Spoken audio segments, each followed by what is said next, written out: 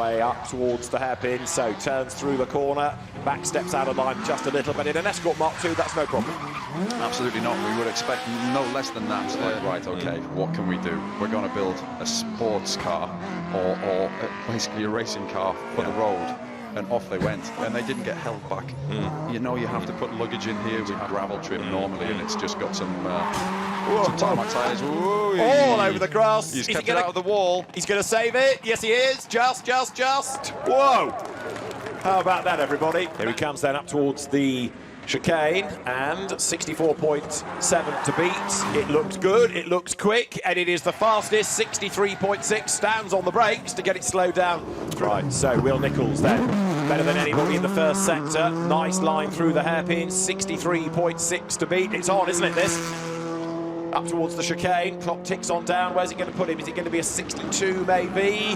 Out of the chicane he comes, there's the flag. It is a 62.6, yes, so Will Nichols goes quickest. And that's Bruno Senna setting off there, leaving as much as the Pirelli Trofeo are on the start straight as he possibly could to try and, I think, break the record for the longest number 11 as well. Here you have on shot on the screen now this incredible McLaren Elva, and you can see the smile on the face of the passenger as Paul Rees, that is, behind the wheel. Ed Foster coming now down towards Woodcote, and he was 13th at the end of his first flying lap, which is not bad going, Chris.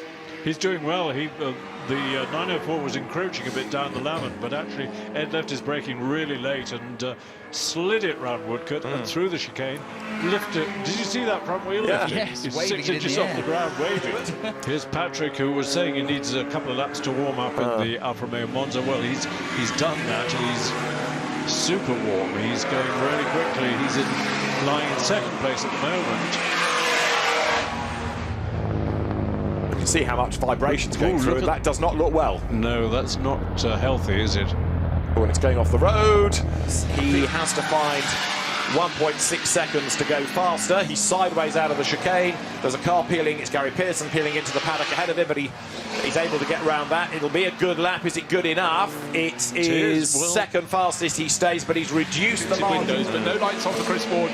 But he can see what's up ahead. Here's the chicane, the first flying lap about to be completed. Let's see how far Chris goes up onto the curbing on the outside. And semi-cautious, I'd say. So let's take a look at the replay. St Mary's and got the first part of the corner right, but was on the wrong part of the track in the second part. And if I put an estimate, that's about 50 yards off the side of the circuit. But Jeff Underwood does well. I was worried he was going to come across in front of them. But hand up from Simon Diffie. Thank you. Well, good manners as well as good driving. Absolutely so. Simon Diffie, very much one of the... And the leader spins! Around goes Peter De La Roche. He's got it wrong coming into Woodcote. So Simon Diffie is the new race leader. Now, did De La Roche have a suspension failure? It just looked a bit wobbly on the left rear corner as the car spun. And Andrew Hibbert is going to be with them very, very shortly as they come up towards the line. This is the end of lap number 11. Simon Diffie on the outside of Crispy and Besley to the inside. Pete Morton now has to go defensive. Andrew Hibbert lines up to have a look down towards Woodcote. He's almost level. He's got the inside line then. Can he take second place coming down towards Woodcote? He can. He's got so much better pace. So going on to the start of the last lap, Andrew Hibbert as Pete Morton runs out of road and gets on the grass and gets sideways. It was supposed to be started by Father Michael. Tweaks in his back, and now onto the final lap. The gap between will be under 2/10 of a second, 0.163. But so fast is Andrew Hibbert into the lead before match win. Wow. What a drive to kick off the racing element of day 2 of this 78th members meeting. The Arundel Cup is going to be won by an ex-Peter Arundel car. It is going to be won after a fantastic drive by Andrew Hibbert from last to first. Fast on the brakes. I think it will be James Hillier. He has the inside line. Yes, he's made that move stick. Nice move there from Hillier as he moves up into third place. Look at this, though, the way that number 31, Richard Wilson, is capturing the race leader now. Yes, hand over fist, I think, is the expression. Yeah, so we're about to have 2 absolutely. bikes for the lead. This is James Hillier down the Lavant, not so straight, just later on the brakes, slides it down the inside of Jackson. Try and pick your leader out of that lot. We've got a back marker in the middle who doesn't know where to look. He's got bikes passing him left and right as he comes. He's flat to the boards coming down the Lavant straight, and we've got 4 bikes passing him left and right. Out onto the back straight. Is it gone underneath him? It's hard to tell from this angle. I don't know. Maybe I think he has. Actually, James Hillier rides underneath the 31, and now they're side and side as they come down the 11th straight through the left and right kinks into the braking area. Who's going to brake later into Woodcote? I think it's James Hillier. Yes, it is around the outside. Yeah, what a move as they go around the area. James has got to make a decision here because he's got Richard Wilson all over the back wheel as he's coming to the last corner. He's looking to the outside. He goes around the outside of one of the back markers. He's had to sit up mid-corner for the second one. I think they're both clear. Is he going to get under him for the chicane? Yeah, yes, he does. That's probably just about saved James Hillier's bacon as he comes into the chicane out of the final corner, heading towards the line, and it is going to be a win for the number 37 of James Hillier. What a fantastic race. Here's the replay from outside, so have a look. The closing speed, even with 500cc engines, rather caught unawares. Tom Waterfield, he stood on the brakes, in fairness, didn't he? Locked up. He did. So he did his best to avoid the contact. This was it on board. Brake, bang. Oh, and he's dislodged the rear bodywork of Shackleton's car. That's the Kieft of Sears. Now then, into Woodcote. Is Tom going to slot it down the inside? No. Yes, he is. Going for the first apex. That's brave, that's bold, and it's successful. Through goes Tom Waterfield then, sawing away at the wheel. He's done it. He's got the race lead. The leader is on his last lap, and Tom Waterfield is in the pit lane then. So from second place, Tom Waterfield comes into the pits. So there is Tom Waterfield out of the race. Despite the damage at the rear of the car, a win it will be for George Shackleton. He's going to be on his own as he again leans out of the cockpit, sticks out his elbows, clutches the bodywork to steady himself. Master of the art of driving these cars, George Shackleton. Checkered flag at the ready. The Don Parker Trophy, won by George Shackleton, who is a very happy man indeed. Drove really well. It's almost side by side, but I think again the Ferrari will just stretch his legs as it heads down into Ford Water. And here we go, Ollie Bryant around the outside. That is a brave move into St Mary's, and he's done it. Stunning move there from Ollie Bryant into the right-hander at St Mary's. Right side, door handle to door handle, just eased off. Wow, that was a moment and a half. Well saved by both drivers there. We're about to get a replay here. I think this is a replay of Michael Gans taking third place, slides it nicely down the inside. He almost caught the Ferrari as well. That almost caught him by surprise. As you that he made that move. Vincent Gay goes a little bit wide, opens the door of Michael Gans, pounces in that rather more nimble Abarth Simca. So yes, got rid of the Morgan, got rid of the Ferrari. Up to second goes Michael Gans. The first part of Woodcote, beautiful drifts from both of them. Ed Foster just keeping Josh Barnett at bay. Yes, coming back into the chicane here where Ed had a bit of a Larry moment last time through. Much better there, uses all of the curve on exits. What you can see here, wow, huge, fantastic car control there from Ed as he just caught the back of the ACA at exactly the wrong point, which was on the exit of the first corner of Madrid as he was heading down to Ford Water. Right, Ollie Bryant, the race leader, has gone on to his last lap, and the MGB battle continues. Ollie Bryant is going to add yet more Goodwood success to his CV. Comes up towards the chicane. It has been a relatively easy performance, but his first time in the Ronnie Hoare Trophy, he's going to be met with a win. The checkered flag is at the ready, and so the Porsche, with a bit of traffic up the road, comes towards the line. It's the two Triumphs that are squabbling just ahead of him, and Ollie Bryant, with a flash of the light, wins the Ronnie Hoare Trophy. So you can appreciate the sound of this incredible car.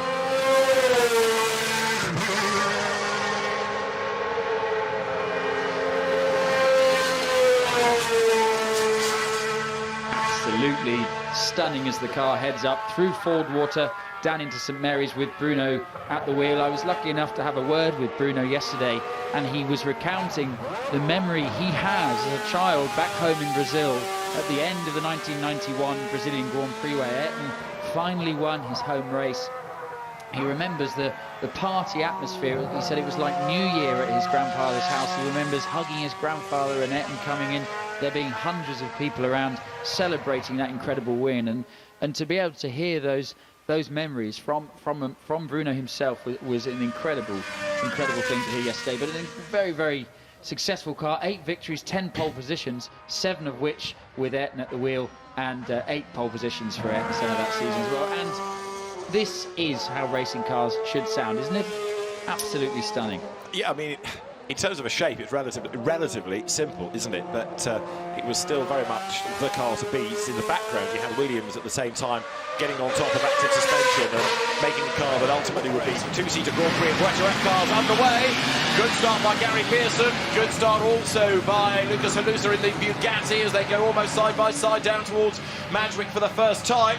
On the inside line is Gary Pearson in the Alpha. On the outside line is Lucas Halusa, who keeps on coming. He's going to run out of road in the end, I fear, and have to drop back in behind. Down they come towards Woodcote. This, the end of lap 2 in the sectors. Fractionally quicker in sector 1 was the Bugatti, and he's right on the back of the Alpha. Then coming into Woodcote, you can see the effort being put in by Lucas Halusa, who looks to the inside line there, coming into the chicane. Oh, no, you don't, says Gary Pearson. That was a bit risky, wasn't it? So Gary Pearson leading, coming down towards Woodcote. Lucas Halusa, that is brave, isn't it, round the outside? That really is brave. Whoa. And manages just about to get the second apex. Move of the day, I think that. Fantastic move. Lucas Halusa right round the outside, absolutely on the edge. And he's about to go a lap down, in fact, because there are the leaders. And look, to the eye, Gary Pearson is much, much closer again now. So this could be game on with 5 more minutes to go. Lucas Halusa just ahead of Gary Pearson. Down they come. Lavant straight towards Woodcote. To the inside line goes Lucas Halusa. The chicane to go, then the run to the checkered flag. They're going to be nose to tail. Unless Lucas makes a mistake, it's going to be a win for him in the Earl Howe Trophy. Gary Pearson right on his tail as they make the run up towards the line. And Lucas Halusa takes the checkered flag to win the Earl Howe Trophy from Gary Pearson by 0.327 of a second. I think it left a legacy behind that will live forever almost. I think you're right. What I'm going to do is I'm going to pause for a moment. Let's hear Dario Franchitti taking this incredible 3.9 litre naturally aspirated V12 all the way up to 12,100 RPM.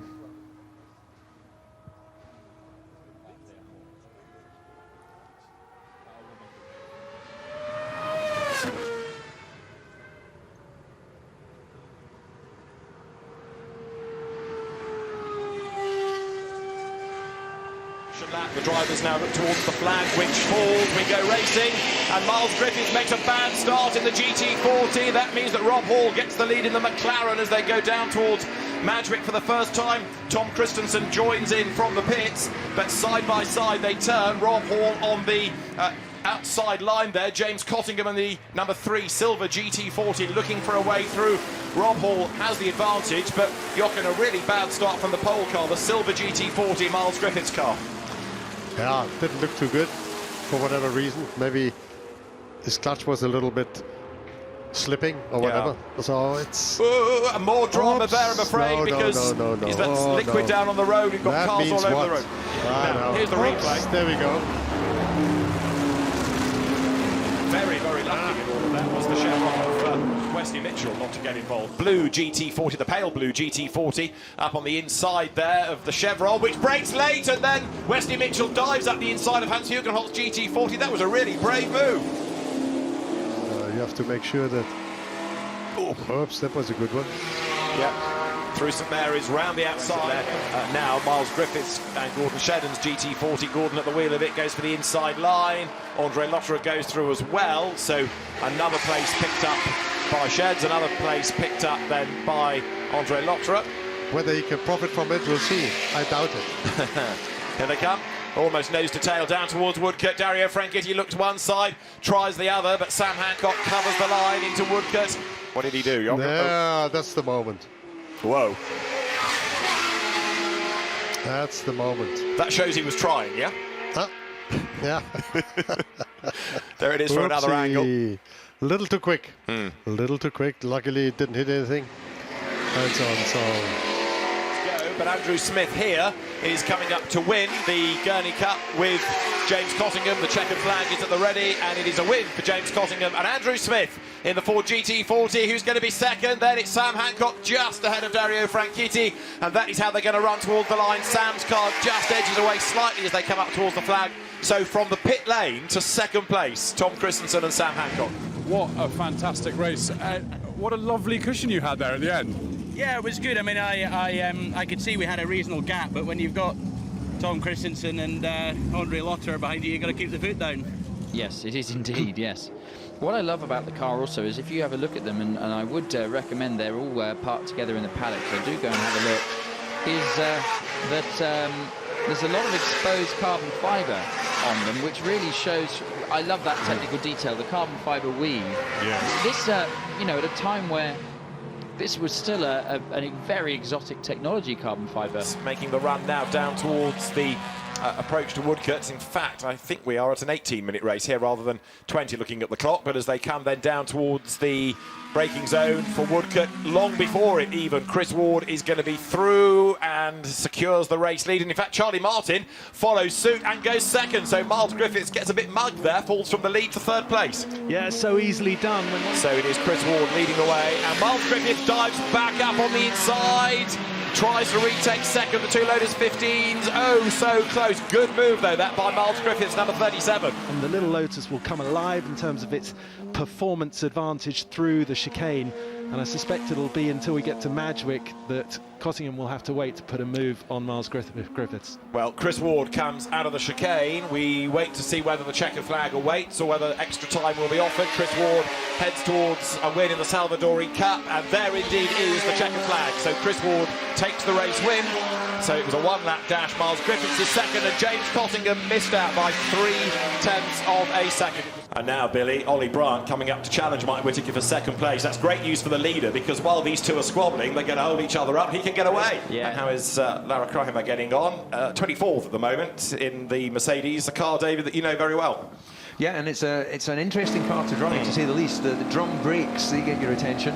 I drove it initially in the wet, and it was prone to locking the front axle. The leaders have gone through, and actually now Ollie Bryant just falling away a little bit. He's 0.6 of a second adrift of Mike Whittaker, but this fight for fourth place is getting ever more lively. Traffic ahead of Mike Whittaker now, so second and third, absolutely nose to tail. Ollie Bryant trying to take full advantage of a slower car. He looks for the inside line, there's traffic in the way. Mike Whittaker goes to the outside of the traffic. Ollie Bryant still can't find a way through, but it's not for the want of trying.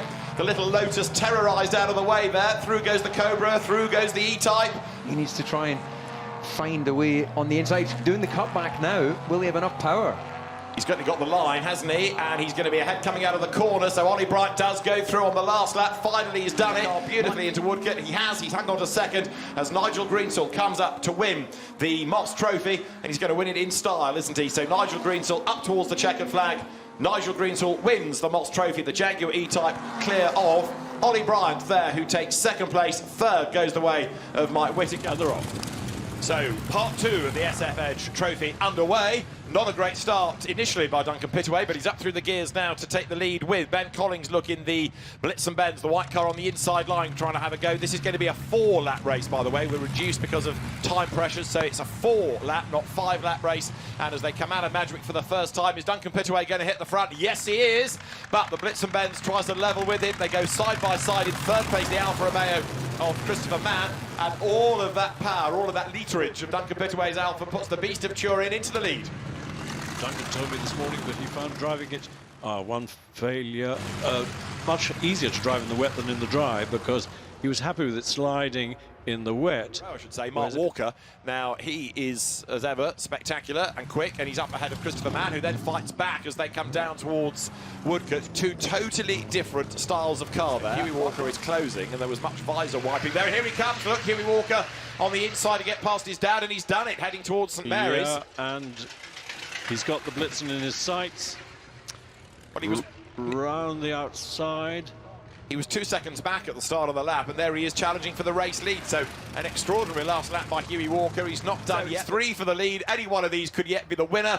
Down towards Woodcote. Huey Walker goes back ahead of his father. And Julian's not far behind either. Absolutely right. So can Ben Collins hang on in there, because Huey Walker tries to go right round the outside. Fantastic move. Brilliant stuff round the outside at Woodcote, and Huey Walker is going to come through to score victory in the second SF Edge Trophy race of the weekend. That's one of the moves of the weekend. Outstanding stuff. So Huey Walker is going to make it 2 out of 2 as he comes up towards the line. Ben Collins closing, and he's going to do it just on the line. Amazing. Ben Collins just gets his nose back in front by under 0.4 of a second. The flag falls, it is blast off. A good getaway by Jack Tetley. Good start by Steve Soper as well. But it's Jake Hill in the Capri that gets the best start of all. And Jake Hill is going to lead Craig Davis down towards Madgwick for the first time. Jim Morris third in the Golf, Jack Tetley fourth. And then round the outside of the little Mini, Rupert Deeth, an amazing start nails his foot to the boards. Can he get ahead of the Camaro? They're going to be level pegging on the run up towards Ford Water. Jake Hill is about to lose the race lead, I fear, because to the outside line comes Craig Davis, but Jake breaks as late as he dares, coming down to Woodcote, fends him off. Really good defensive driving there. Yeah, absolutely beautiful. He closed the door early. He made his intentions clear. Now Craig Davies has the horsepower advantage. He looks to the right, he looks to the left. Jake forcing him down the outside. It's going to be a question of nerves on the braking point. So Craig Davis is ahead, but Jake Hill with two wheels on the grass dives back through on the inside. He's done it, he's got the lead back, he's got it sideways, he's got it all under control.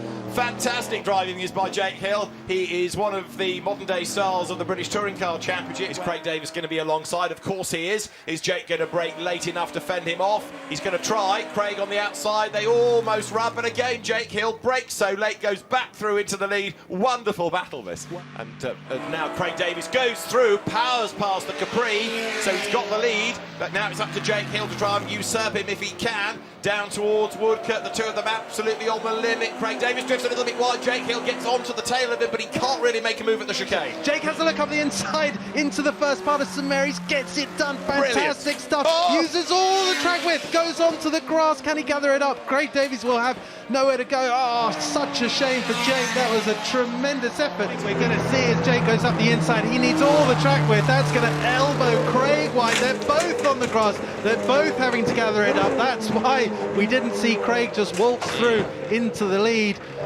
Jake obviously going wider on the exit of the corner there, as you rightly said. That's going to ruin his tyres for the next half a lap. Craig 6 more minutes to catch and pass. Well, it just goes to show what an advantage these two have over the rest of the field as Jake runs wide again on the exit of Ford Water. That, as we've said, is the fastest corner. It looks like Craig Davis has gone wide again. He's off the road, he's sideways, and the barrier beckons, and Craig Davis is off the road. Damage to the front, damage to the back, and that gift wraps the lead for Jake Hill. So what's he done here, Sam? Just sadly, just lost the back end. Oh, nearly goes over. Good Lord. Wow, that was some skillful two-wheel driving to get the car righted. That could have been horrible, actually. Yeah, just gets a little bit wide. One wheel on the grass, two wheels on the grass, then onto the tarmac runoff area, but it doesn't go on long enough. Wow. How on earth did that not go over? Richard Mines has got going against Sean Hollenby and Mark Fowler's Vince Woodman tribute Capri off the road, but Jake Hill is going to win the last race of the weekend, and he's going to win it in style after a great drive. Jake Hill comes up towards the line for Rick Wood's team. The Gerry Marshall Trophy won by Jake Hill, and I think that Gerry would approve of that drive.